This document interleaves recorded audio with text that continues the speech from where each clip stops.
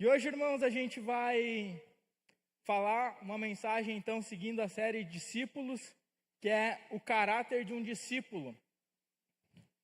E a gente vai ter como texto base Filipenses 2, do 12 ao 15, que nos diz: assim, meus amados, como sempre vocês obedeceram, não apenas na minha presença, mas agora muito mais na minha ausência, ponham em prática a salvação de vocês, com temor e tremor, pois é Deus quem produz em vocês tanto querer quanto realizar, de acordo com a boa vontade dele.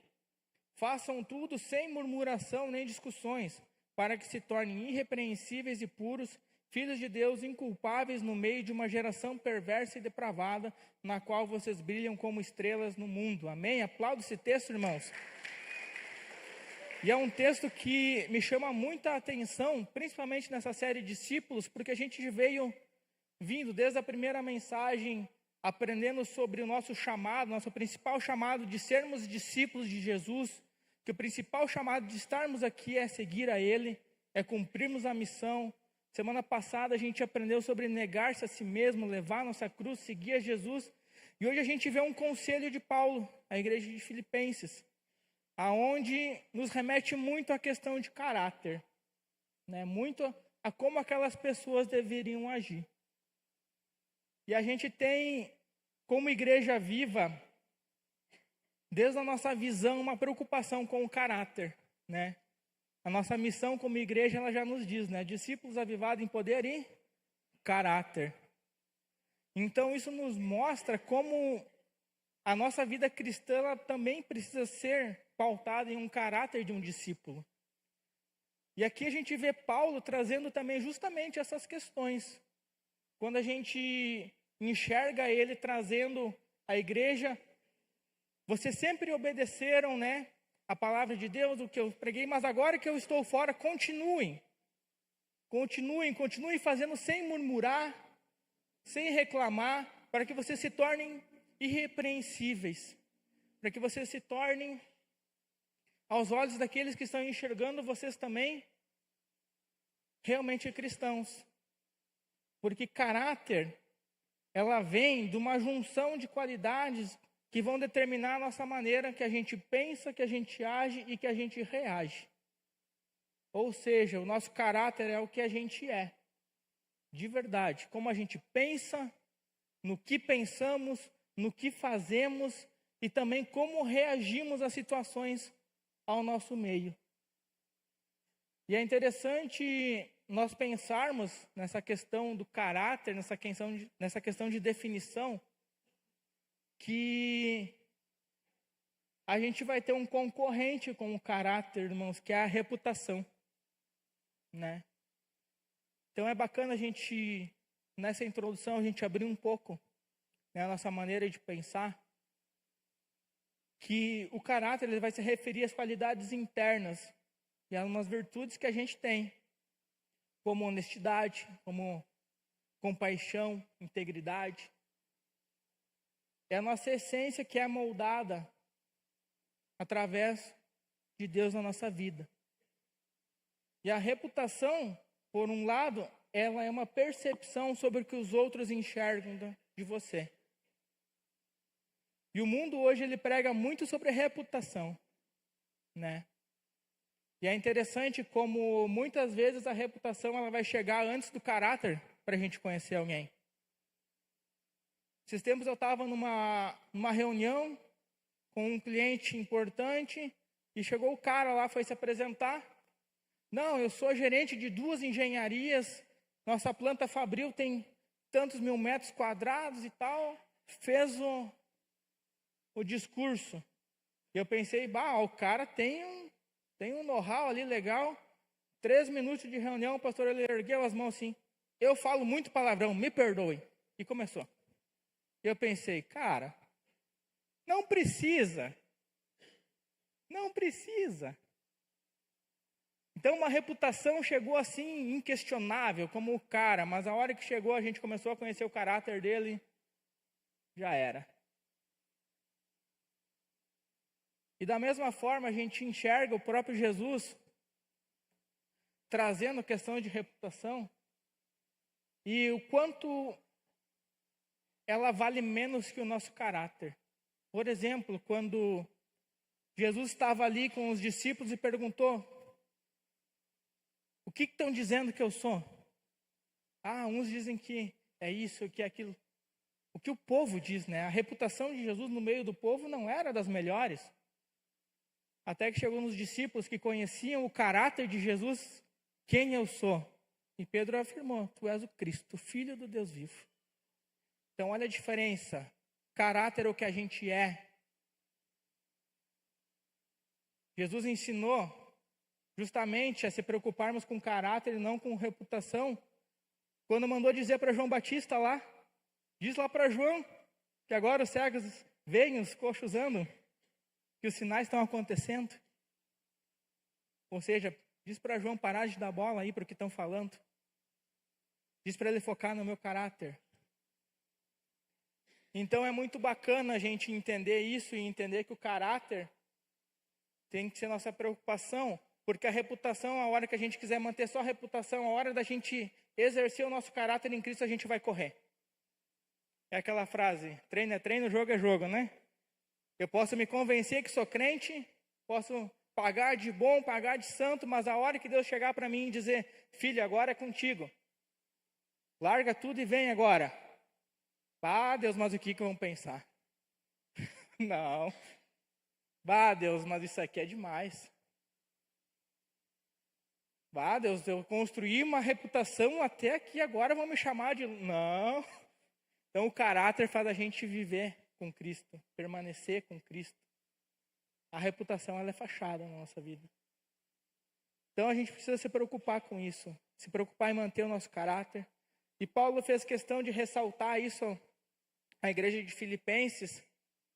E a gente hoje vai falar um pouco sobre algumas atitudes que a gente precisa ter, que fazem parte do nosso caráter como discípulo. E você pode estar completando na sua guia o primeiro ponto, que é obediência e renúncia.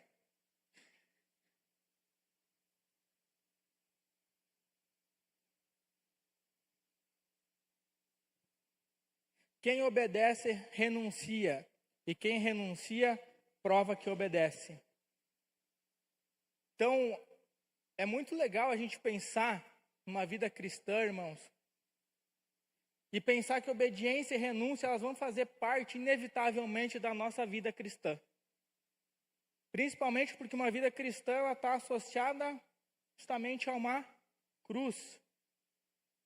Se a gente vai lá para Gálatas 5:22, a gente vai ter um dos versículos mais lindos de ser cantado, como dizia Fernandinho.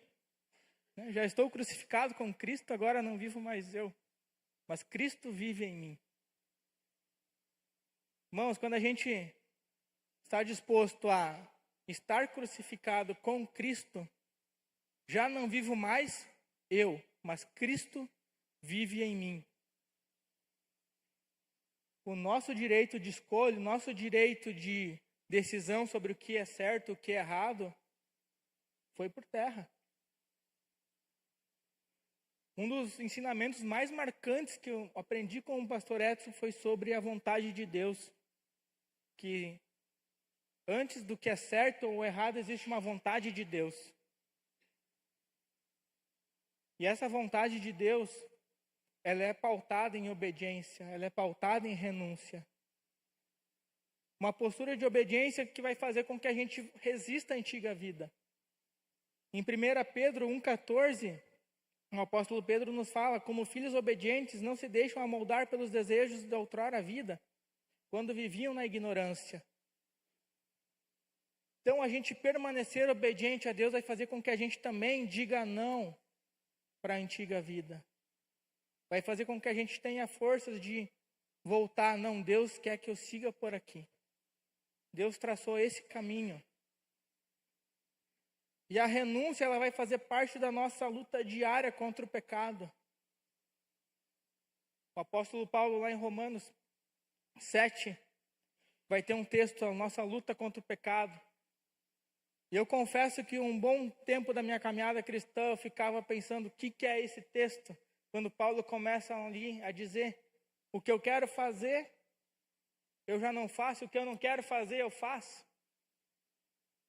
É uma luta diária, uma renúncia diária da gente dizer não. Não para o pecado, não para as atitudes que não nos levam a Deus.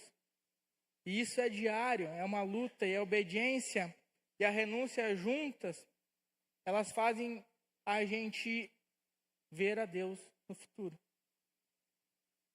Um dos textos mais marcou, um dos primeiros textos que eu decorei na escolinha bíblica foi Mateus 7:21. Nem todo aquele que diz Senhor, Senhor, entrará no reino dos céus, mas aquele que faz a vontade do meu Pai. Ou seja, para a gente ver a Deus, não adianta a gente chamar Deus, não adianta a gente falar, não adianta a gente dizer, Deus, eu te amo. Não adianta a gente dizer, Senhor, Senhor. A gente vai precisar fazer a vontade de Deus, a gente vai precisar obedecer, a gente vai precisar renunciar. E é interessante que a obediência e a renúncia, elas vão precisar andar juntas para elas terem sentido e propósitos fortalecidos. É muito melhor quando a gente começa a entender que as nossas renúncias para obedecer a Deus, elas servem um propósito de Deus. É como uma criança. Vocês já viram alguma criança obedecendo por birra? Eu já vi, eu tenho 2 em casa que muitas vezes obedecem brigando. Tá bom, vou fazer. E fazem, beleza, ponto. Mas quando eles fazem, não, eu vou parar agora de jogar bola para mim poder vir e estudar para a prova, eu entender que essa minha renúncia ela tem um propósito, essa obediência tem um propósito, muda tudo. E da mesma forma Deus, quando nos pede algo, beleza, a gente pode fazer reclamando, pode renunciar, dizendo, mas fazer, ponto para você, mas ganha 2 pontos então. Se alegre nessa renúncia, nessa obediência, tenta entender esse propósito, tenta buscar isso. Com certeza o caminho vai ser mais leve, o caminho vai ser mais tranquilo. Não mais fácil muitas vezes. E é interessante a gente ver que tanto a obediência quanto a renúncia, ela vai estar no nosso dia a dia, inevitavelmente. Tanto nas nossas tarefas do dia a dia, de casa, trabalho. E as pessoas, elas precisam enxergar em nós que a gente obedece a Deus. E isso é um ponto também que a gente precisa estar na nossa vida com os olhos bem abertos, que as pessoas, elas estão olhando a gente. Como que o Pedro obedece a Deus aqui? Como que o Pedro obedece a Deus lá? Como que o Pedro vai dizer não para um convite que não convém? Então, de certa forma, obediência e renúncia vão gerar testemunhos na nossa vida, no nosso dia a dia. Vai fortalecer a fé de alguém. Até brinquei com o Diácono Cássio quando eu estava montando a mensagem, né? Obediências e renúncias para a gente ter no nosso serviço ministerial. Me faz lembrar, né? É só eu que estou cansado? Não. A gente tem um reino para fazer avançar também, irmãos.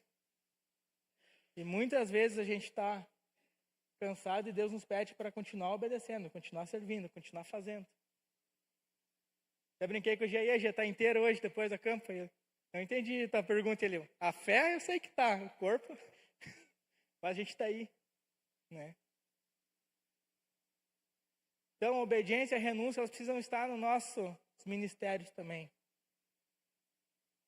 Faz parte. E é muito interessante que a gente vê isso quando Jesus fala da parábola dos talentos, né? Primeiro ele deu 10 talentos para um, 5 para outro, 1 para outro. E deu uma ordem. Cuidem esses talentos, multipliquem esses talentos. Quem teve 10, cuidou, multiplicou ali, ganhou mais 10. Quem teve 5, começou a fazer ali as suas ações, ganhou mais 5. E quem tinha 1, o que fez? Enterrou. Enterrou. Simplesmente não obedeceu, começou uma desobediência. Voltou, né, o patrão, primeiro funcionário que ganhou 10, entregou 20. Parabéns, funcionário bom e fiel. Veio o segundo, entregou 10, parabéns, funcionário bom e fiel. O terceiro já veio se justificando. Eu sei que o senhor é brabo, o senhor colhe onde não semeou, eu enterrei. Está aqui o seu talento. E simplesmente então Deus trouxe ali funcionário mau e preguiçoso. Né? Sai daqui que eu vou te mandar para um lugar que tem choro e ranger de dentes. Dá esse teu talento para quem tem 10. Né? Então, irmãos, obediência e renúncia é para tudo. É para a nossa vida no dia a dia, para a nossa vida de ministério, a gente continuar obedecendo, continuar multiplicando, continuar servindo, para que a gente possa realmente viver isso que Deus quer. A questão, para a gente destacar alguns pontos legais sobre isso, que a obediência e renúncia a Deus, ela vai indiferir do que a gente sente. Né? Ela está ligada ao que Deus deseja para a gente. Mas eu não estou sentindo Deus obedecer. Deus não nos pergunta se a gente sente ou não algo. Deus simplesmente nos dá uma ordem para ir. Ações de obediência e renúncia, elas precisam gerar felicidade em nós, mesmo que possam parecer difíceis. E Jesus nos ensina isso lá em Lucas 11:28, aonde Jesus diz: ainda mais felizes são os que ouvem a palavra de Deus e a praticam. Então a gente precisa estar feliz fazendo isso. E o apóstolo Paulo também nos dá um consolo, dizendo, né, que a palavra de Deus ela vai ser loucura para o mundo. Então, se nunca ninguém te chamou de louco, nunca ninguém disse alguma coisa sobre você obedecer a Deus, abre o olho. Isso faz parte do currículo cristão. Em todas as fases da vida. Desde vocês estarem no plug. Se ninguém chamou vocês de crentinho e dizer da Bíblia de alguma coisa, abre o olho. Porque o mundo não vai entender a nossa obediência. Mas Deus entende e Deus nos capacita.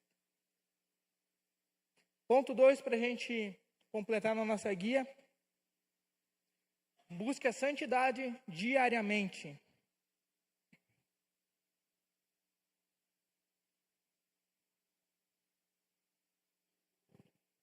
Esforcem-se para viver em paz com todos e procurem ter uma vida santa, sem a qual ninguém verá o Senhor. Hebreus 12:14. Esse texto ele é muito legal, porque ele nos remete a uma vida de santidade, a uma vida onde a gente precisa trazer isso para o nosso dia a dia, para a nossa mente, para as nossas ações, porque um dos atributos que Deus tem é a santidade. E se a gente não buscarmos ser santos, a gente não vai poder ver a Deus. Então, é interessante a gente pensar que se a gente não tem o desejo de nos santificarmos diariamente, não tem lógica a nossa vida cristã. Porque a gente tem uma vida cristã para diariamente estar lutando contra o pecado. É uma luta diária. Então, qual que é a lógica de eu esquecer a santidade no meu dia a dia e ao mesmo tempo querer enxergar a Deus? Então é interessante que em Hebreus ele fala, esforce para viver em paz com todos. Ele não dá uma ordem, vivam em paz com todos. É que não tem como, mas se esforce para viver. Porque à medida que a gente se tornar cada vez mais santo, se posicionar cada vez mais na palavra de Deus, a gente vai enfrentar algumas guerras, sim. Mas é para a gente se esforçar, como a gente viu em toda uma série passada sobre amar o próximo, para que a gente tenha paz com todos, mas principalmente a santidade, para que a gente veja a Deus no futuro. E algumas questões sobre santidade que é bacana a gente comentar, é que a gente pode seguir essa busca também em 3 direções. A primeira direção é uma busca de santidade no nosso íntimo, através do fortalecimento da nossa fé. Quando a gente está em oração, quando a gente está em leitura da palavra, quando a gente está em oração, quando a gente está em louvor, no nosso íntimo, desenvolvendo essa santidade, a gente ter prazer em realmente buscar essa santidade, buscarmos sermos santos no nosso íntimo. Sermos santos quando ninguém está nos enxergando, né? Quando somente Deus é a tua plateia. Né? Nesse momento, aonde que a gente tem somente a visão de Deus para a gente. Buscar a santidade no nosso coletivo, que é o nosso testemunho. Qual testemunho eu estou dando nos locais que eu estou? Né? Quais são as minhas companhias, quais as ações que eu tenho realizado junto com as pessoas? Então não adianta a gente ser santo somente no íntimo, isso precisa estar exposto no nosso dia a dia com pessoas. As pessoas precisam enxergar isso. O nosso testemunho ele precisa ser levado para o coletivo. Essa busca de santidade as pessoas precisam começar a enxergar. Elas precisam começar a enxergar que a gente não está mais disponível para algumas coisas que estávamos antes, que a gente não quer mais se assentar na roda dos escarnecedores, como diz Salmo 1. E isso muitas vezes vai nos custar amizades, vai nos custar convites, vai nos custar situações dessa terra, mas que tudo vale a pena a gente perder. Porque no coletivo a gente só vai externar a nossa santidade que a gente busca no íntimo. Então, se você parou de ler a Bíblia, se você parou de orar, se você parou de louvar, não vai ser difícil para te se contaminar com as pessoas que estão à tua volta que não são cristãos. Tu vai começar a achar muita coisa normal. É como o pastor nos ensina. Ninguém acorda muitas vezes e, eu vou fazer um pecado gravíssimo. Não, tu começou a parar de ler a Bíblia, tu começou a parar de orar, tu começou a parar de ter comunhão, tu começou a parar de buscar essa intimidade com Deus, começou a parar a achar que ser santo nem precisa ser tão santo assim. Então o público ele vai nos revelar. E um terceiro caminho para a gente buscar a santidade também é as nossas motivações. Se a gente for ver Provérbios 16, é todo um estudo sobre isso, todo um estudo sobre as motivações que a gente tem. E aqui é muito importante a gente colocar a nossa santidade nas nossas motivações, porque às vezes a gente pode pensar, né, irmão Cássio? Mas isso aqui não tem nada de errado, mas a gente está fazendo algo por partidarismo ou por vanglória. E a Bíblia nos ensina, não façam nada por partidarismo ou vanglória. Mas não é errado, mas está glorificando a Deus ou está buscando uma aprovação? Então é interessante a gente pensar nesses 3 pontos onde a gente precisa buscar ser santo. No nosso íntimo, no nosso coletivo e nas nossas motivações. No porquê a gente faz as coisas. No porquê que eu quero me santificar. E é interessante que o caminho da santidade, ele vai ter percalços. A gente é humano, a gente em algum momento vai precisar do perdão de Deus novamente. E algo que é interessante a gente ter muito forte no nosso coração é quando a gente precisar trilhar um caminho de arrependimento, a gente não desistir. Né? É a gente levantar a cabeça, seguir com o perdão de Deus e buscar o não peques mais. Buscar o não peques mais que Jesus nos ensinou. Então, se você caiu, levante. Deus é quem mais está torcendo para te levantar. Deus é quem mais está ali. Bora. Bora que eu estou com o perdão aqui, ó. Vamos lá. Vai lá para 1 João 1,9 lá, confessa seus pecados que eu sou fiel e justo para te perdoar. Depois vai e não peques mais. Então é importante isso, irmãos. É importante a gente ter isso na nossa mente, no nosso coração. que quando houver uma queda, a gente volte para arrependimento. Não se afunde mais. Não comece a pensar, eu sou pecador mesmo agora, então já que eu me sujei agora, eu vou me sujar de vez agora. Não, irmão, volta. Quanto mais você se sujar, pior vai ser para te voltar. Então, se essa noite Deus está te dizendo, volta para mim, eu tenho um perdão para ti, obedeça. Obedeça que hoje é noite de salvação para ti. E o ponto 3, irmãos, é seja perdoador.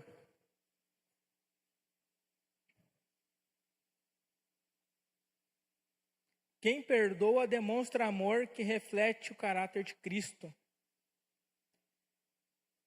Essa frase ela é muito forte, porque eu fico imaginando como que foi Jesus andando nessa terra e distribuindo perdão a toda hora. Toda hora que Jesus estava ali, ele estava curando pessoas, ele estava perdoando pecados, ele estava perdoando pessoas, estava liberando perdão. Então, perdoar vai refletir isso também. Quando a gente tem um coração perdoador, um caráter perdoador. E uma frase que a gente aprendeu com o nosso pastor, que não perdoar é imperdoável, ela nos remete a isso, porque a gente é fruto de estarmos aqui hoje de um perdão de Deus. Nenhum de nós merecia estar aqui a gente não é bom. Mas o próprio Deus puxou à frente e nos trouxe um perdão. Então a gente não perdoar o próximo, não perdoar alguém, se torna imperdoável porque nós fomos perdoados. O perdão que Deus liberou para nós, ele é gigante. E é inevitável o perdão não fazer parte da nossa caminhada. E ele é um ponto importante no caráter do discípulo. E ele vai ser exercido tanto com irmãos da fé quanto os não crentes. Irmãos, não se iludam que você vai dizer assim, cheguei na igreja agora, não vou perdoar mais ninguém, ninguém vai errar comigo. Vão errar contigo e você vai errar com outros. É fato, a gente é humano. E muitas vezes a gente vai errar com o próximo, sem muitas vezes querer errar, e você vai errar e vai ter que pedir perdão. E a pessoa vai ter que liberar o perdão para ti, dentro da própria igreja. Isso é ser igreja. É a gente caminhar em perdão um com o outro, se abraçar na caminhada de novo e vamos junto. Vamos seguir, fazer a obra.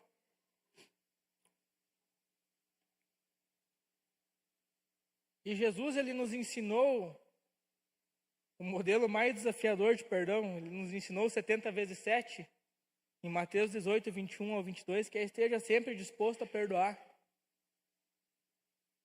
Esteja sempre disposto a liberar o perdão. Porque a falta de perdão, ela vai amargurar a alma. Experimenta conversar com alguém que tem um perdão ali para liberar ali e não vai para frente. É uma pessoa amarga. Dá 2 e 3, ela vai puxar o assunto daquela pessoa e vai dizer, tomara que se ferre, né? Deus, não era fácil aquilo. Trocou o assunto, depois volta para... É uma mágoa, um amargor. Então, a gente liberar perdão vai fazer com que os nossos relacionamentos se mantenham mais saudáveis também. E, gente, é impossível a gente viver nesse mundo sem liberar perdão. Senão a gente vai ficar doente, vai ficar refém, vai ficar preso. Então, alguns pontos para a gente destacar. Pedro, como é que eu posso lidar com o perdão, então? Primeiro, não tem problema você admitir que você foi magoado. Admita para si mesmo que você está magoado, que você não está legal. Negar a tua dor vai impedir que você perdoe. E a gente vê isso em Salmos 34:18, onde desperto está o Senhor dos que têm o coração quebrantado e salva de espírito oprimido. Lembre-se que você também recebeu o perdão de Deus.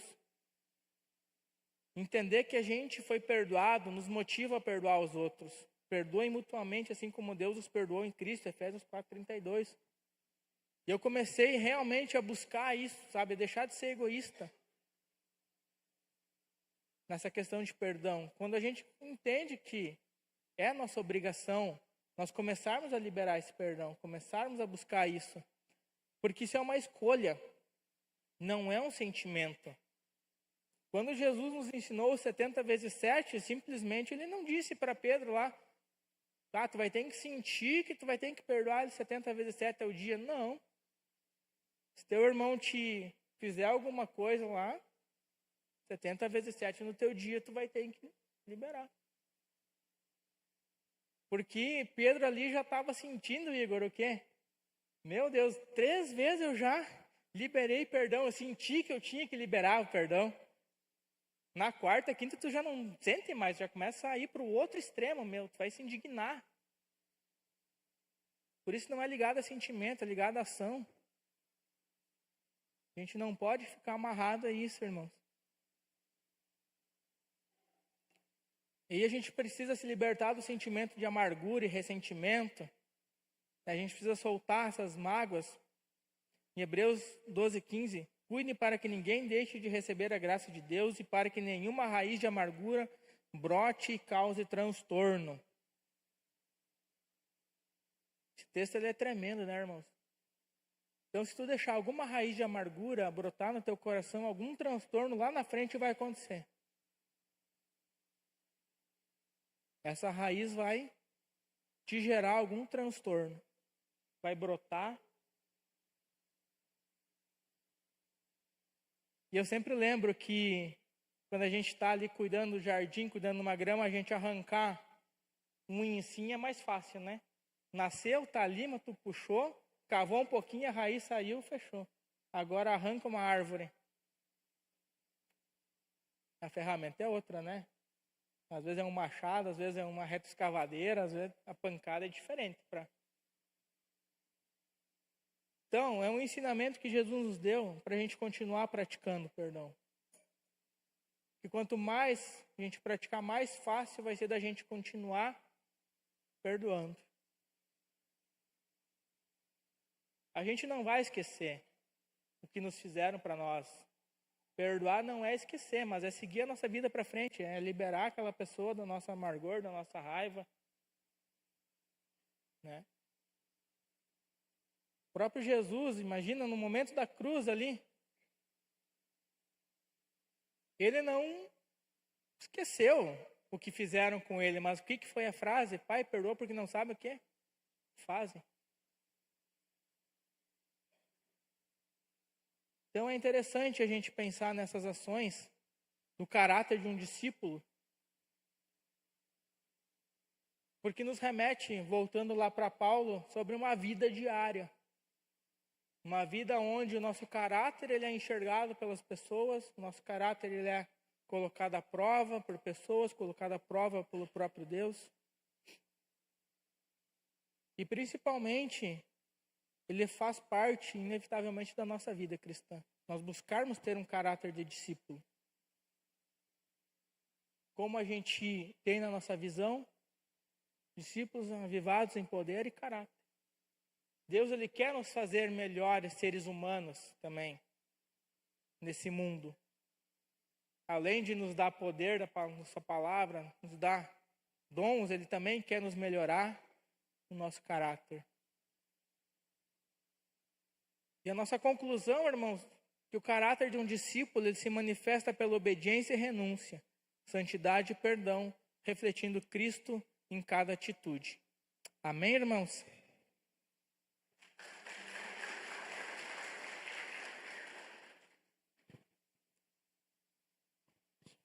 Isso aí, queridos, glória a Deus. Ficar em pé, por gentileza.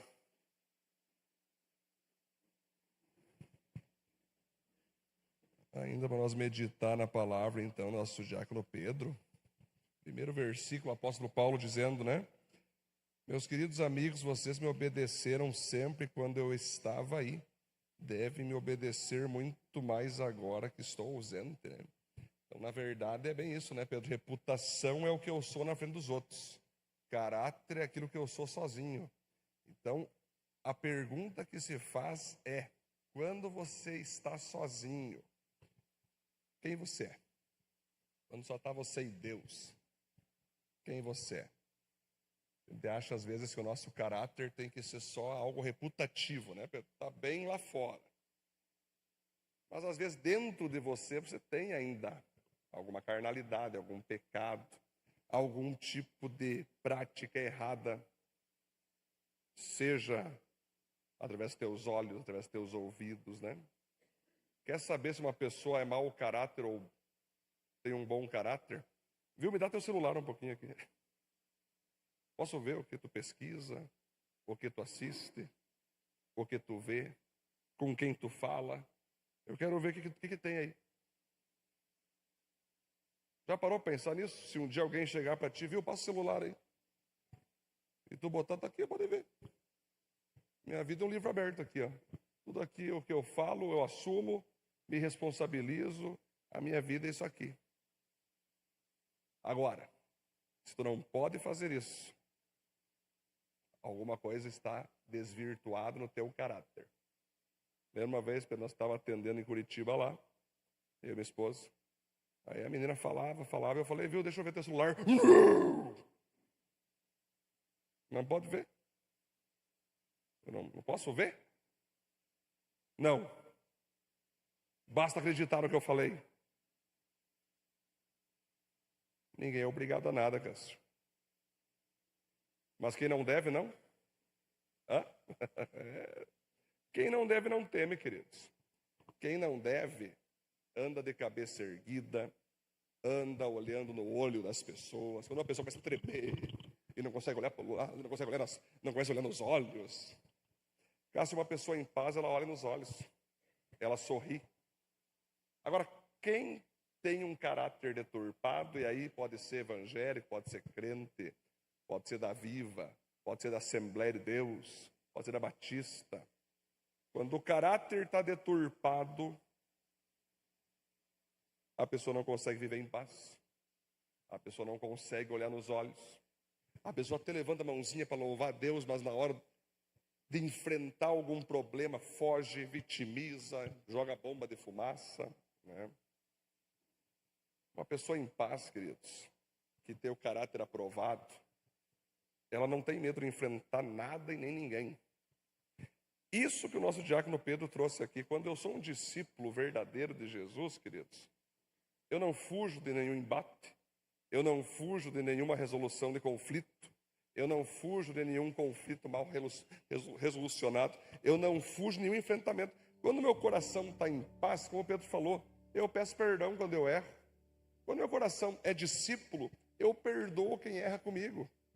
Quando meu coração é de discípulo, queridos, eu me esforço para que de minha parte só haja amor. Como o Pedro leu, esforcem-se para ter paz com todos. Ou seja, às vezes só quer ter paz com alguns, com outros não. Mas a Bíblia diz, eu tenho que ter paz com todos. Aqui não diz que eu vou confiar em todos do mesmo jeito, mas diz para mim poder pelo menos estar com meu coração tranquilo, estar com meu coração puro, né? O próprio Jesus disse, né, Pedro, ainda agregando na tua palavra, e Jesus deu um segredo: se teu irmão pecar contra ti, vá até ele. Se ele aceitar e pedir perdão, morre ali. Se ele não aceitar, tu chama mais 2 a 3 testemunhas. Ó, eu tentei me acertar ali com o irmão, com a irmã, mas ela não quis, ela não quer me perdoar, ou enfim, não quer me pedir perdão. Tem testemunhas. Talvez ali a pessoa se constrange por causa de reputação, ela peça perdão ou perdoe. Ainda não dando, Pedro, Jesus disse, não dando isso, vá até a liderança da igreja e exponha, ó, tentei me redimir, a pessoa não me perdoou, ou ela me ofendeu e ela não quer pedir perdão. Aí nesse momento você está liberado Jesus disse, para não precisar mais se esforçar com aquela pessoa, porque a partir daqui vai ser pérola aos porcos. Como que acontece hoje, Betina? Alguém ofende a mim, ou eu ofendo a outra. Como que é nos dias de hoje? Primeira coisa que conta é para quem? Para todo mundo, menos a pessoa. Começa pelo contrário, né? É o contrário. Vai contando para todo mundo. Explode tudo que é coisa. Todo mundo está sabendo, não está sabendo, ninguém entende o que está acontecendo. Conta para todo mundo. Aí a última pessoa a saber é aquela que ofendeu. E aí até arrumar a bagunça, queridos. Até arrumar, até limpar, até resolver. Então, gente, aprendam isso. Nosso diácono Pedro trouxe uma palavra poderosa, que se eu quero ser discípulo, eu tenho que ter coragem de enfrentar o meu caráter. Eu tenho que ter caráter.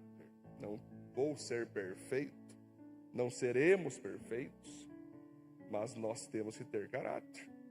Olhar no espelho e dizer, cara, eu erro nisso, eu tenho que melhorar nisso. Eu vou continuar acertando nisso. Cara, eu tô com uma pessoa no meu coração que eu preciso resolver.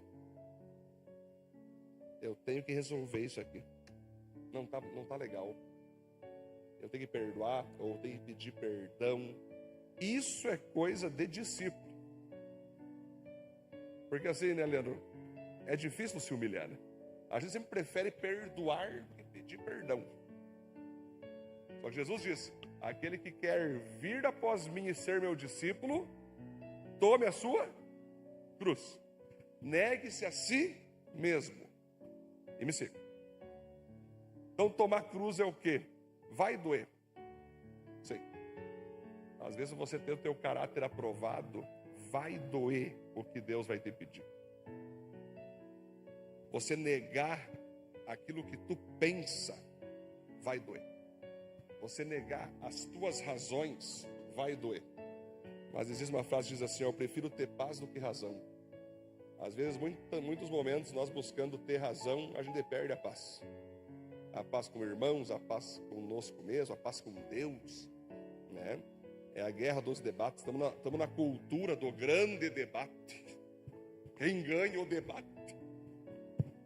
É uma cultura política extremista de direita, esquerda, centro. É uma guerra cultural, ideológica de debates. Quem vai sair vencedor do debate? Às vezes, queridos, nós discípulos de Jesus, a gente pode até perder um debate para não perder o irmão. Mas para fazer isso, tem que ser discípulo. Para você deixar o outro vencer, mesmo você podendo vencer no argumento, você tem que ser discípulo. Nós argumentamos demais, mas perdoamos de menos.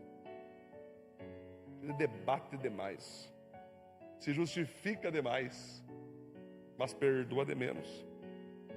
Pedimos perdão de menos. Tem coisa, né, Cássio, que em 1 minuto se resolve. Tem guerras que duram dias, semanas, anos, que se em 1 minuto a pessoa fala, viu, me perdoa, Ratchei, viu, ora por mim, eu estou melhorando nessa parte. Acabava ali. Brigas de casal, briga conjugal. Bastava o marido dizer, tu tá certo, amor. Era anos de guerra. Ô mulher, por milagre, tu tá certo, amor. Desde as guerras conjugais, né, queridos? Desde as guerras de pai com filho. Vou falar para você, funciona muito dizer, me perdoa.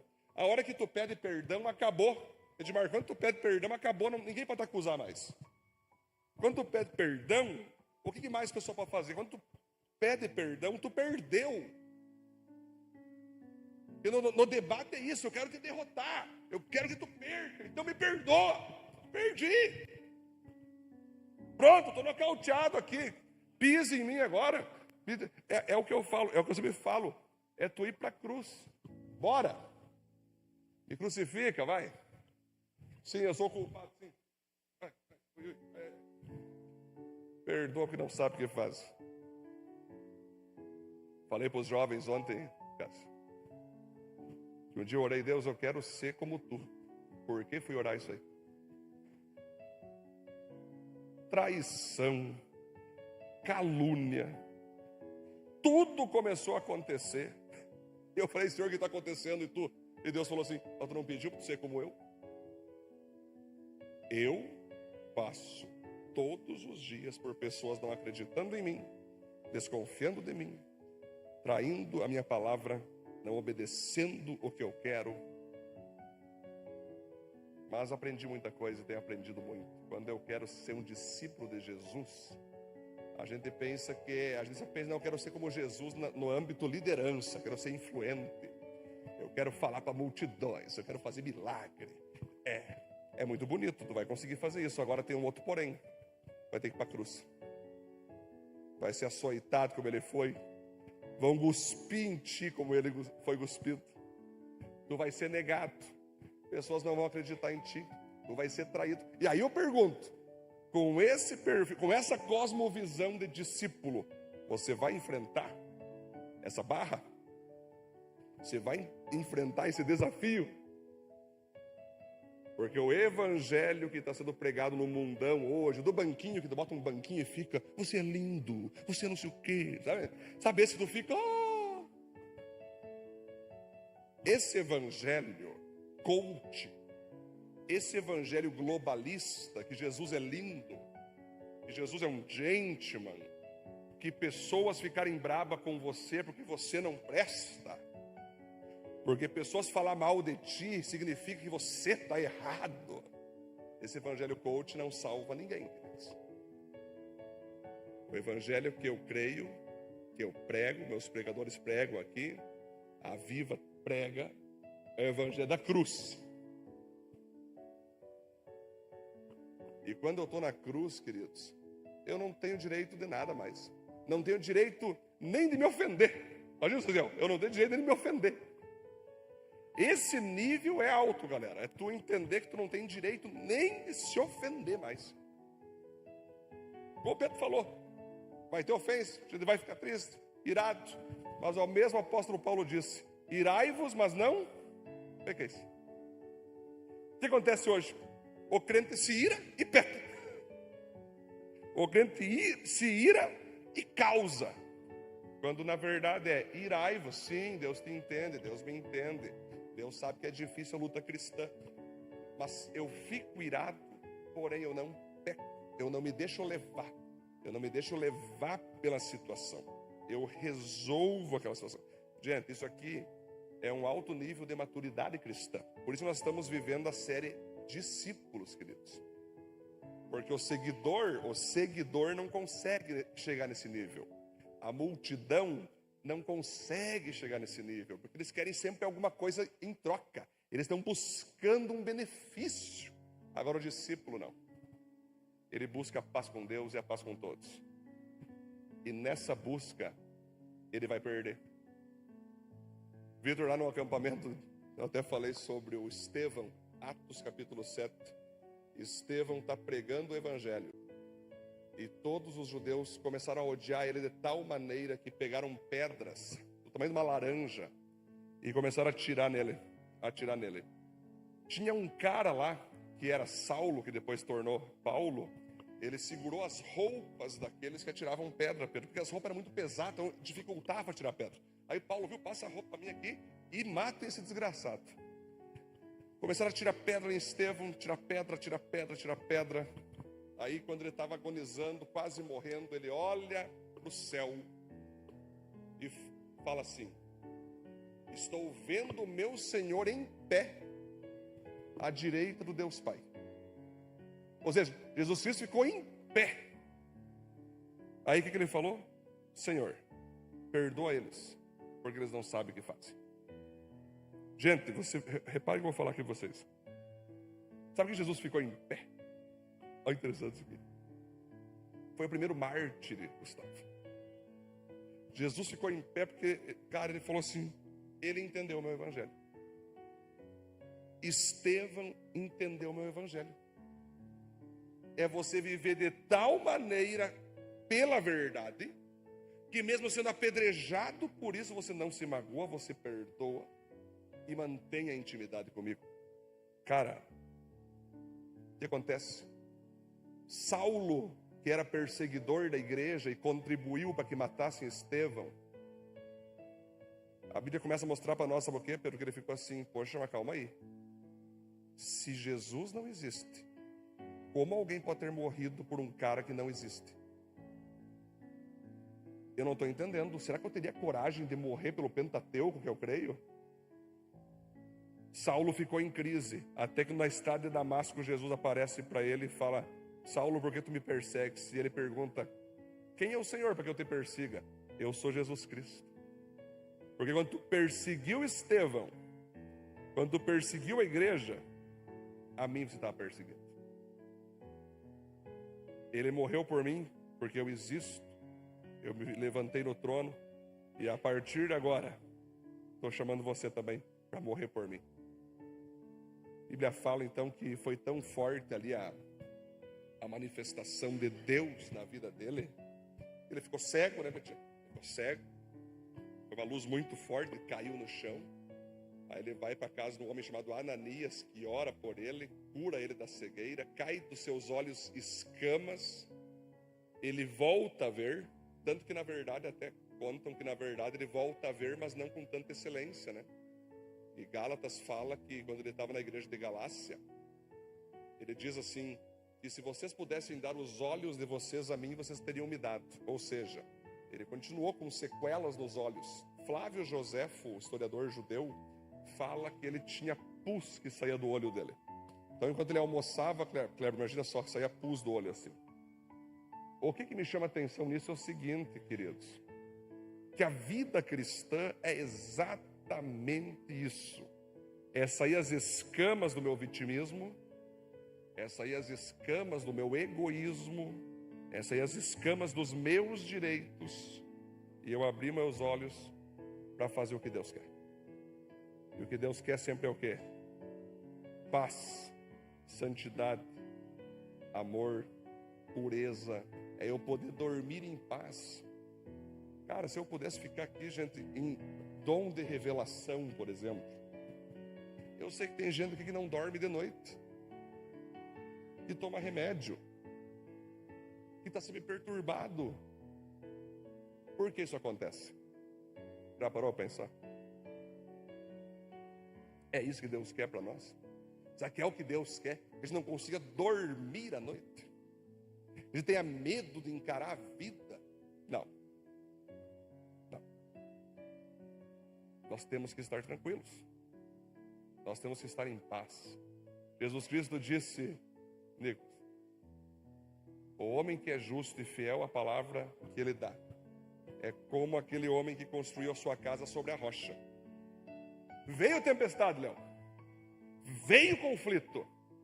Veio tendel. Veio circunstância negativa. Veio ataque. Mas ele ficou de pé. Agora, aquele que construiu sua casa sobre a areia, ou seja, sem obedecer a palavra de Deus, sem estar firme no devocional, como Pedro bem colocou, no louvor, na palavra, na igreja, veio a circunstância difícil, veio o tendel, mas a casa caiu. Era aqui que vem a expressão, a casa caiu. Ser cristão, queridos, e não ser cristão, é ambos viverem dificuldades na vida. A diferença é, quando estou com Cristo, eu fico de pé. Isso é discípulo. O discípulo não fica, eu não quero viver, isso é coisa do diabo, eu determino que essa dificuldade saia. Não, o discípulo vê a tempestade, ele fala assim, pode vir, eu estou ancorado na rocha. Vem destruindo, vem soprando, vem para cima, e você vai ver o de pé. Porque isso é alguém que está com Jesus Cristo, ancorado na palavra, ancorado na unção de Deus. Então, meus irmãos, essa série maravilhosa, Discípulos, ela quer levar você eu, todos nós, queridos, a conseguirmos ficar firmes tanto na bonança quanto na falta, na riqueza, na pobreza, nos tempos tranquilos, nos tempos difíceis, nós estar de pé diante de Deus. Amém? Feche teus olhos. Quero fazer uma oração para nós fechar essa primeira parte. Coloque no teu coração agora qual que é aquela parte que você ainda precisa resolver, você ainda precisa romper, você ainda precisa avançar. Seja sincero com Deus agora. Olha, eu preciso aqui avançar nisso, resolver isso. Eu quero ser firme, Senhor, eu quero ser firme. Senhor Jesus, te louvamos, te agradecemos, te adoramos por essa palavra pregada. Nosso diácono Pedro, aonde o Senhor nos ensina sobre termos caráter. Nós sabemos, Deus, que é mais fácil nós administrar nossa reputação, porque é onde as pessoas nos veem.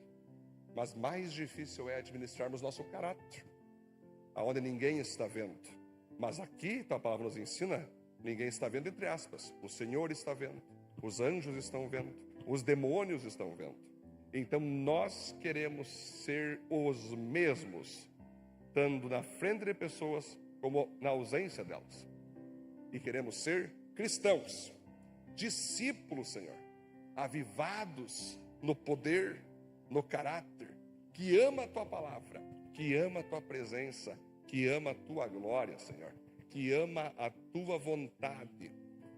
Senhor, se tiver alguém aqui nessa noite, Pai, com o coração angustiado, com o coração perturbado por talvez alguma dificuldade que está vivendo na própria vida, ou talvez algo que precisa perdoar ou pedir perdão, que ela tenha a coragem de fazer apenas uma coisa: obedecer a tua palavra.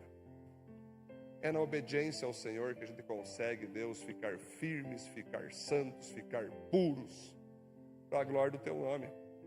Por isso, Deus, nós queremos abençoar cada um que está aqui hoje, com a tua presença, com a tua glória, e todos nós juntos queremos continuar sendo vistos como discípulos do Senhor. Não queremos ser só seguidores, o seguidor só quer pão.